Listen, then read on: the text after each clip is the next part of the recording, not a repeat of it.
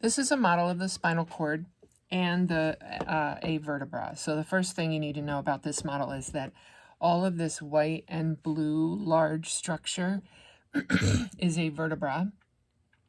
You already learned the parts of the vertebra, right? Spinous process. So that means that this is posterior and this is the body. So that means that's anterior. You learned that back in the skeletal chapter, right? And then this, I'm outlining it right now, is the spinal cord. So the spinal cord has membranes around it and some spaces around it that you're learning the names of. So the first thing I want to point out is that there's a space here. I just don't know how well, I'm going to zoom in a little bit, how well you can see that, right? So there is an empty space here, and that's a subarachnoid space. I will get to that. But then there is at least a potential space here, and that's the epidural space, but it's not a space, right? It's filled with fat. These are blood vessels here, but they are located, the adipose tissue and the blood vessels are located in the epidural space. The three meninges around the outside of the spinal cord then are, here is one, it's the outermost, so that's the dura mater. And then just deep to that, I can barely touch it with my pencil because my pencil's even a little bit thick, is the arachnoid mater, right? I'm trying to get the light shining there.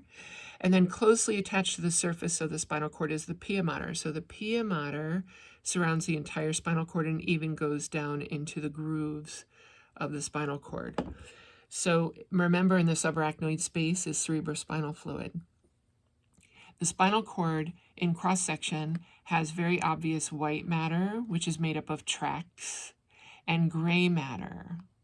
And the gray matter is in the shape of a butterfly. In the center of the body of the butterfly is the central canal, and that is also filled with cerebrospinal fluid. Since we said before that this is the spinous process up here, so this is posterior and this is the body and that's anterior, that tells you that these horns of gray matter are the posterior horns and the anterior horns. This bridge, or the body of the butterfly, is the gray commissure, also gray matter then. And I'm just making sure, okay, spinal nerves. So now we have spinal nerves over the side coming in and out of the spinal cord, right? So I'm going to focus on this side. The spinal nerve is what's out here. The spinal nerve has roots. So there's an anterior root and a posterior root. Once again, you have to know this is posterior with the spinous process, right? So this is the anterior root here. There's a number there that represents the posterior root. So this is the posterior root because it's on the posterior side. And then the anterior root is on the anterior side. So the posterior root has a swelling called the posterior root ganglion. That's another way you know which side is posterior and which is anterior, because the posterior root ganglion does not have a counterpart on the anterior root.